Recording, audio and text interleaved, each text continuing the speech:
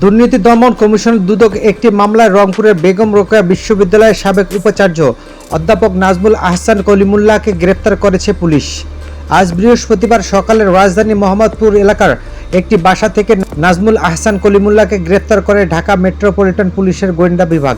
ডিএমপির গণমাধ্যম ও জনসংযোগ বিভাগের উপকমিশনার মোহাম্মদ তালেবুর রহমান এ তথ্য নিশ্চিত করেন। মোহাম্মদ তালেবুর রহমান আরও জানান, সাবেক উপাচার্য নাজমুল আহসান কলিমুল্লাহকে মিল্টো রোডের ডিবি কার্যালয়ে আনা হয়েছে। গত 18 জুন বেগম রোকেয়া বিশ্ববিদ্যালয় উন্নয়ন প্রকল্পে অনিয়মের অভিযোগে নাজমুল আহসান কলিমুল্লাহ সহ 5 জনের বিরুদ্ধে মামলা করে দুর্নীতি দমন কমিশন দুদক।